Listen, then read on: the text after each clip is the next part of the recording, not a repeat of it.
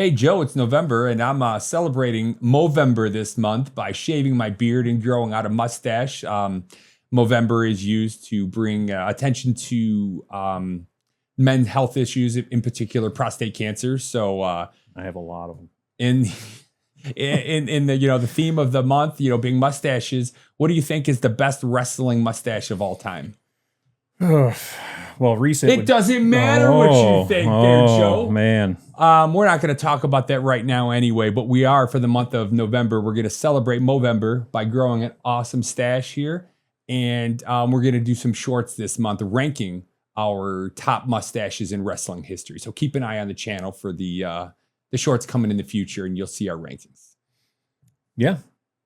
Is that it? That's it. Okay. Well, on this episode of Wrestlestop, we're going to go over the new landscape in WWE. Triple H put up his tweet. Is it a tweet? An X? Tweet, X, whatever. New landscape as far as the eye can see. It was all over Raw last night. And we're going to cover that as well as a few other things. I'm rocking the Cardinals. My Cardinals won last night. We're going to cover that because I have a little anger issue about this. But that's about it. We'll come back after we roll the thing. Roll the thing, Jeff.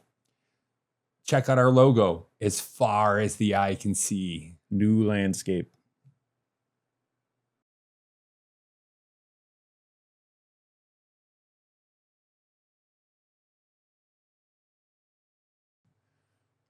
Alrighty, do you want to talk about the Cardinals first, or do you want to jump into some of the hot topics? No, let me get on my quick soapbox, right? This will be a 1 minute thing. Okay. So, living in Detroit, Jeff, how often do we get to watch the Cardinals on TV? Never.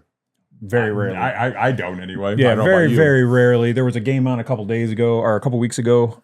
I think it was against Green Bay. That one was on TV. And here we are, Monday Night Football. Last night. Today's Tuesday. And you were excited. You're supposed to come over and watch Raw. And you told me, I can't do it tonight. I can't do it. Yep, because I had to watch my Cardinals, cue them up. They're doing all the pregame stuff. And then all of a sudden, it switches to the other game, which was New England and somebody. Baltimore, maybe? I don't know. Whoever. Doesn't matter. Yeah. Doesn't matter because it wasn't the Cardinals. It wasn't the Cardinals. So I'm trying to find it, clicking through the thing. I have YouTube TV. And apparently, YouTube TV and Disney, they're not friendly. Yeah, they're not happy with each other right now. So because of that, I didn't get to watch my Cardinals. The 2 times a year that they're on TV here, I don't get to watch them. And of course they win. So happy about that. They took out America's team, so they're the new America's team. So until further notice. So, yeah. They got the Americans team championship belt. Yep. Arizona Cardinals, America's team. They did it with Jacoby Brissett. Can't say that without laughing. But you know what? A win's a win, and I'll take it. And that's it. I just wanted to complain. Netflix, Disney, get your crap together so I can watch Cardinals if they're ever on TV ever again. Okay. That's it. Well, so that was a bad decision between YouTube and Disney to not get their shit together so you could watch the Cardinals. Thank you. So when in watching Raw last night, I started the new landscape again, as far as the eye can see. But I started thinking about like wrestling. All their stories are kind of built around the top names going after different championship belts, whether it's the Universal Undefeated and Undisputed Heavyweight Championship, or the Heavyweight Championship, or the Intercontinental Championship, or they're different titles. So I was thinking, this time, does having a tournament to decide John Cena's final opponent really make sense? Doesn't that kind of take away from the storylines they're building? LA Knight and CM Punk and Jey Uso and Seth Rollins and Braun Breaker and Bronson Reed all wanting to go after the heavyweight championship on Monday Night Raw. Maybe it's a John Cena championship. But now they're all going after, they're all supposed to be, are these matches and being a part of the tournament in going after John Cena to be his final opponent? Does that really make sense in the storyline of WWE? I feel like I hear you. I hear what you're saying. But I feel like this is a separate thing, right? I don't think this is I think this is going to run in parallel with the other stories that are happening. I don't think those stories you're talking about are going anywhere. I think this is just something that they're doing in addition to the stories. Maybe some of these storylines are going to play out in that, which I'm sure they will. There'll be interference by whoever is feuding with whoever during this tournament. But I don't mind the tournament. I think from the Saturday night's main event, that was probably the best thing that happened in the tournament was them announcing, or best thing that happened at that PLE, I guess, the Saturday night's main event was them announcing this tournament. Tournaments are always fun. It'd be a lot better if it was all in one night rather than a couple matches every week. I would like to see a full on, some guys to win, you got to wrestle 3 times in one night or something like that. I would prefer we've that. talked about that in the past, going back to WrestleMania 4, they had the vacated title, they had the tournament in one night. Yes, I think that's something they have not done in a long time, and I think that would be a good thing to go back to. How good of a pay-per-view would this been? They could have, I know there was rumors they were going to have it called Ruthless Aggression, right? In a single PLE just for John Cena. And the whole thing is the bracket, and then the main event is John Cena against whoever wins the bracket. But then when they give John Cena a bit of an advantage, but I guess at his age, maybe it would make a little bit of sense. So, there'd be enough time. Maybe they give they win. Whoever wins the bracket gets they throw a couple other matches in the middle there while that guy's resting up and then comes out. So yeah, it was kind of confusing to me that they, again, I understand they'll find a way to tie the story in, but it just seems like if all these guys are excited to be John Cena's, are they, kind of like competing conflict at times. And when you're running things based on storyline, I saw a quote from Triple H online either yesterday or today, kind of comparing WWE to, I think it was AEW, that we're not looking to make the best matches. We're looking to have the best storylines. Oh yeah, I saw that. But at that point, we almost have conflicting storylines at this point. So we'll see how they time together.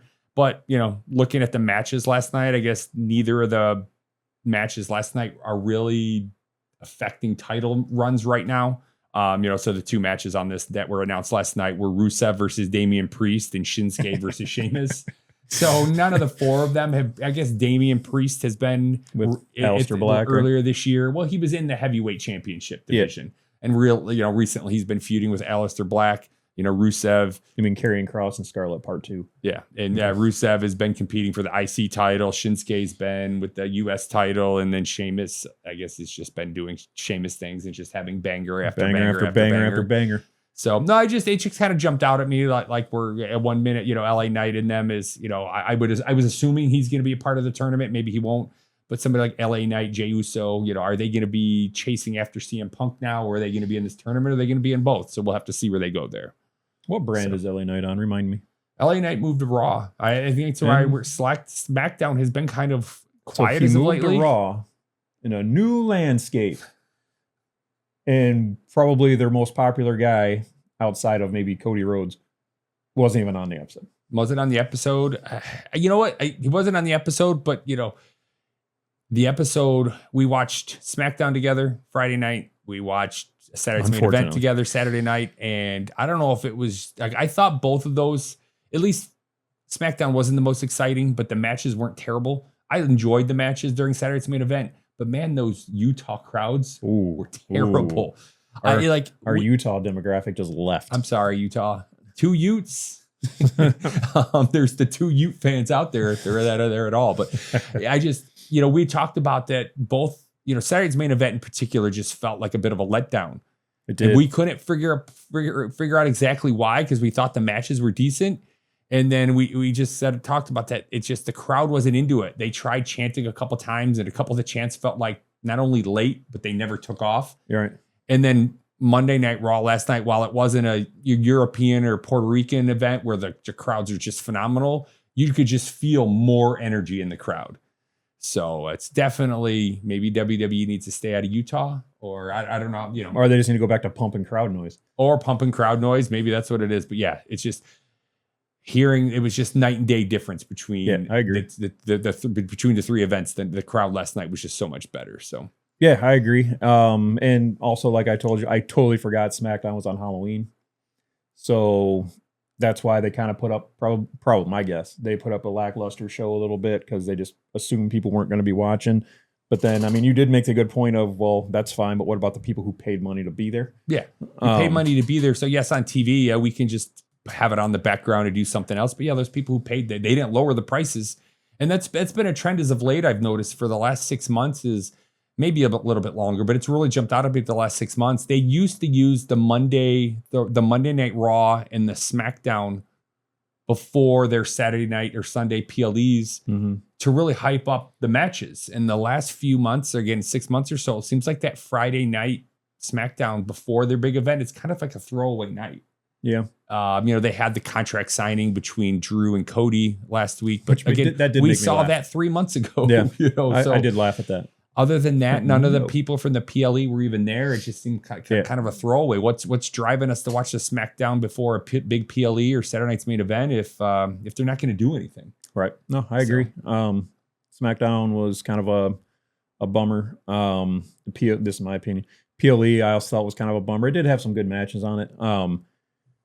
Some questionable decisions, I guess, in my part. But, when you're changing the landscape of WWE, you got to make these tough decisions. I think they need a new landscaper on Friday Night SmackDown. Yes, they definitely need a new landscaper on SmackDown. Hopefully that's next. But, speaking of that, what is your thoughts on the success of Saturday Night's main event this year? They really brought it back. They pushed it. I think they did 4. I think they did 1 each quarter. Do you think it was a success? Where would you like to see it go in 2026? And what is it? Is it just another show like a Monday Night Raw or SmackDown? Is it closer to a PLE I feel like in your mind? It's kind of in the middle. I feel like it's a little bigger than like your average daily show, your Friday, Monday show, but it's not as big as a PLE. They're trying, like this last pay-per-view, they tried to make it as big as a PLE because I guess it was only on Peacock, right? It wasn't on actual TV. And they had 4 championship matches. Yeah, 4 championship matches. And which on paper should have been crazy. Yeah. Which they had two new champions out of 4 matches. So that's, that's exciting to have that kind of turnover. One of which was predetermined, anyway. But yeah. But I think, especially with Cody Rhodes and Drew leading off the show, I think we expected more fireworks out of the Jey Uso CM Punk match. Well, it was a good match, but I expected to see the Vision, or I expected some sort of, or Jimmy or Roman or something at the end of the match. I just expected more out of the end of the match. It felt more like a Monday Night Raw, or even, I guess, less surprising than a Monday Night Raw. It almost felt like more of a Saturday morning wrestling I used to watch as a kid. Those were good. They were good back in the day, but didn't have the excitement or buildup of a PLE. It didn't have the shocking outcome of a PLE or anything. So I just, curious have they announced, are they doing Saturday Night's main event going into 2026? Yeah, they got one in January. Do they? Mm-hmm. Okay. End of January. Okay. So all right, we'll see where it goes, but I just, thought, you think it should be a little bit bigger than a SmackDown or a Raw, but not quite as big as a PLE. Yeah, it either needs to be, like I said, in the middle there, or it just needs to be like a throwaway thing where it's like, hey, these are like no storylines, just these are guys you guys want to see wrestle or something like that, but that wouldn't really make sense, right? Yeah, that's the main event they do on Tuesday nights. Yeah, that's They're kind of like their taped house shows or so. Yeah, I'm okay with them. I like having a little extra wrestling here and there to watch. Yeah, I like it on a Saturday night and all that. So I'm just curious if you thought they should build it up higher to be more closer to a PLE than a Monday night or a Friday night show. So yes, alrighty. So on that, with Cody and Drew leading off at Saturday night's main event, which I thought was a good match. I know we were both rooting for Drew to win. We think he deserves a championship. I've seen a lot of online chatter that they think that they're really hurting Drew's legacy, or really they're hurting Drew's storylines with not putting the belt on him, or the one time they put it on him, he lost it in 5 minutes due to a cash in. So because what happens, do you think they have him losing too much? Yeah, I do, because what happens is right now he's a main eventer, right? He's one of the main event heels. And he doesn't wrestle really anybody besides other champions. Yeah. And he keeps losing. Eventually people are going to lose interest in that. Right? They're going to be, okay, this guy, he's just going to go lose anyway. Which maybe that's what they're doing to build everyone's going to give up on him, then he's going to win. I don't know. But yeah, they need to put a belt on him or do something else with him, because him just losing every match. I wish we had stats on like win-loss record. I know AEW used to do that, but I know they're out there, and I thought about looking it up before, because I took this question down and I thought about it, and I failed you. I forgot to look it up on how many times he's lost, but when's the last time he's won? I mean, he's won, but he's won like non-title matches, and he's won other matches. But I think the way they're building him right now is that he feels that he's being cheated. The refs have been out to get him. The leadership's been out to get him. They're not pushing him. They're protecting corporate Cody and all that. So I think him losing this weekend, I think, isn't bad yet, but it needs to have a payoff in the coming months. And it has to happen before WrestleMania. I don't think it can wait till WrestleMania for it to have a payoff, but I would like to see him is having his big WrestleMania moment.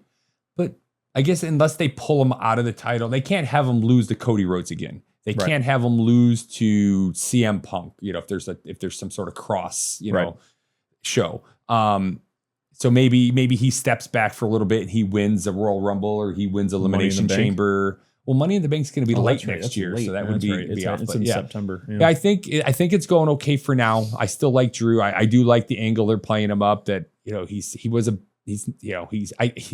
they're giving his whining or his crying or whatever, complaining. They're giving it validity. Like when it first started, it just sounded like he was whining and crying over lost matches. But now they're building in the ref interfering in his matches and not letting him do certain things, or he's going to come out and whine now that Cody DDT'd him or dropped him on the championship belt, even though he brought it in the ring. The ref, Cody, used it and didn't get DQ'd. So they're adding to that. But yes, it definitely, I think they need to have some sort of a payoff.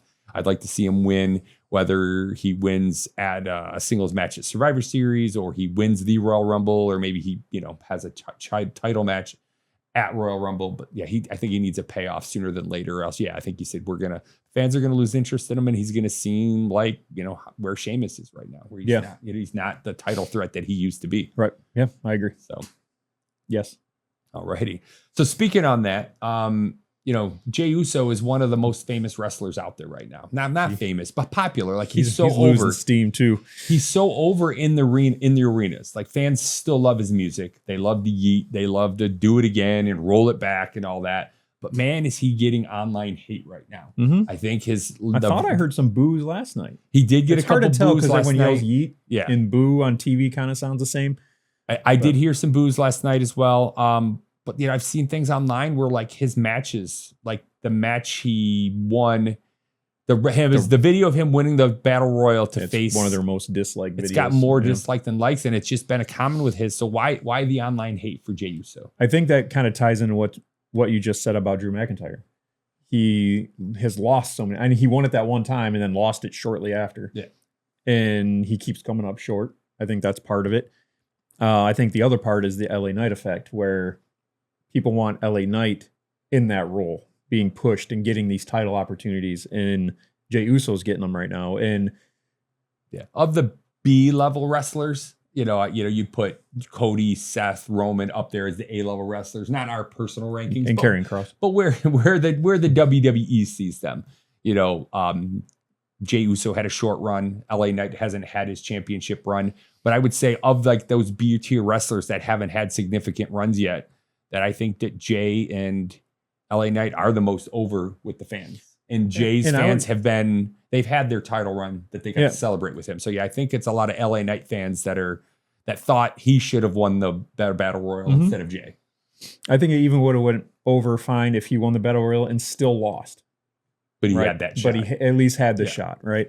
Obviously I want him to win, and I think he should win, but I don't see him beating CM Punk like that. But I think that's where a lot of it's coming from. People are kind of tired of Jey Uso. I think it's time for Jey Uso to maybe just tweak his image a little bit. I know he's been trying to do that with the more heel type stuff. But yeah, I think it's time to give LA Knight a run. Okay. Or at least an opportunity. Yeah, no, I agree. And again, we've talked, I don't like LA Knight as much as you do. He's good and he's gotten better in the ring. His promos aren't quite as formulaic as they used to be. He's tried some new things out. It's working. He's gotten better there. So he had a banger match against Braun Breaker. No, his matches are good. Like a couple weeks ago. But earlier this year, I noticed he had a few botches in some of his matches. Yeah, but I haven't noticed that lately. I call those Jade Cargills. Champion. New landscape. So yeah. Let me see. Where do I want to go from here? Where do we want to go next? We're about 20 minutes right now. Okay.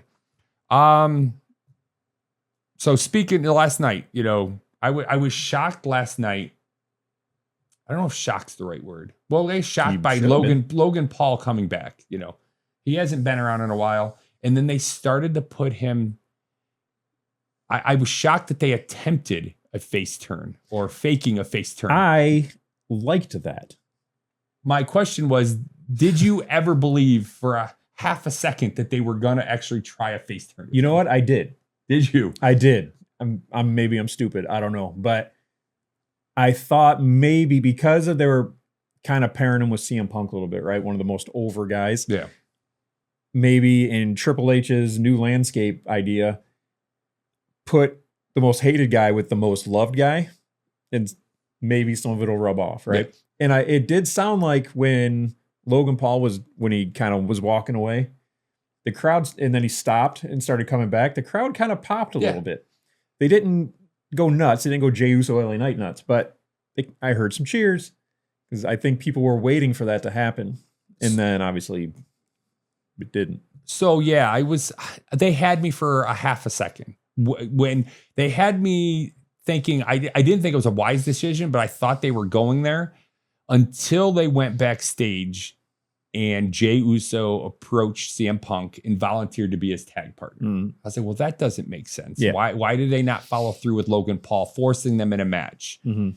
And I was like, okay, Logan Paul's not here just for that beginning promo. So he's going to make an appearance again. And then when he came out at the end and stood next to CM Punk, at that point, I didn't believe it whatsoever. He pulled out the breast knuckles and I was like, he was going to turn. I wasn't sure that he was going to join the Vision at that point. But which also, those things always screw me up too, because earlier he got tsunami'd. Yes. Did he get speared? I don't remember. He got beat down by the Vision. And at the end, he joins the Vision, which I know is setting up War Games probably, but yes. That's where I was going to. I think we have a little clearer picture on where they're going with War Games. We're going to have the Paul Heyman team right now. It looks like Braun Breaker, Bronson Reed. There needs to be a good manager. So you can have the Paul Heyman team and then good manager team. I think that'd be fun. Yeah, that's managers. Good managers have never been a thing. Yeah. Short of their Jimmy the Mouth of the South Heart. You know, he had his heel run for the longest time, and then kind of teamed up with Hogan for a while, and then he went as a face manager for a while. But yeah, there hasn't really been a face manager that's had a big stable. Right. I think it would be cool. I think it definitely would be interesting and all. That's an interesting concept they haven't done before. Who would you recommend? Like is there anybody out there now? Bring back Teddy Long. Is there anybody out there now that you think is nearing retirement age? Like, I guess somebody like who would be good? Somebody like I'm drawing a blank on his name. Ron Killings. R-Truth? R-Truth, I think. He's 54 years old. I think I don't see him being a manager, though. He could be. I did laugh when he dressed up like Santa Claus on Halloween and was giving people treats. But so that was a perfect transition. Back to doing what he needs to do. Perfect transition to my last topic of the night. All right. What was your favorite costume worn by a wrestler this year that you saw either on a show or online? Did you see anything that jumped out at you? Well, the only one I can say is one I just said. Okay. I wasn't sure. I've seen a bunch online. Did you? I haven't really seen. I saw a bunch of like football players and stuff had costumes on, but I didn't see a lot of wrestlers. Okay. Well, I would recommend you go check it out. As they call her now, Big Mommy Cool from Judgment Day. Raquel Rodriguez dressed up as Stephanie McMahon. And when I saw the picture, I actually thought it was Stephanie McMahon. So check it out. Post it above our heads if you can. But my vote goes out for Raquel Rodriguez as... You might have to send it to me. I will look it up and send it to you, but as Stephanie McMahon. All right, and I'm going to say Ron Killings is Santa Claus. Okay. Wherever. We'll put them both up here maybe. And I'm going to put this epic tweet of the new landscape in WWE started last night, and I hope you guys are ready for it. And for the new landscape, can we get rid of stupid reusing nicknames like Big Mommy Cool? It's just not cool at all. WWE last night was the first time I heard it, and I hope it's the last time I heard it. So it's new landscape, Just. Alrighty. Well, I don't have any other topics to cover tonight, Joe. Anything you'd like to talk about? No, we kind of got everything. Hope you guys like this format a little bit better. We're just kind of riffing off each other and talking about. It's not even really a Raw or SmackDown recap anymore. Now it's more of just a weekly recap of the things that have happened in the last week or so. So yeah, hope you like it. Leave a comment. Hit the subscribe button. Like the video. Tell your friends, because we're at what? What are we at? 78. 78. We're on the rise. Got about a new sub almost every day. Yep. And only, 70 of those are family members. Yeah, only 72 of them, I think. 72 are family members, and half of them are my kids. I'm not getting comments, though. We need you guys to comment. Tell us what you like. Tell us what you don't like. Tell us you like my stash. Tell us you want Joe to grab a stash, because it is Movember. I'm trying. I'm being blocked. I'm being stash blocked. Stash blocked. Yeah. But yeah, maybe in the next one. Who knows? And we got some random shorts. Stay tuned for our shorts. I got some more cards. I got a bunch of cards somewhere around here. I don't even know where they're at. I figured out how to do them right this time. I just have to wear more clothes because now I look like Jabba the Hutt while I'm doing it. Didn't really. Why'd you let me get so fat? Hey, start going to the gym with me, bud. Oh man. All right, but yeah, that's all. Thanks for watching. Like, follow, subscribe, leave a comment, tell everybody you know, and thank you for everything. We appreciate you.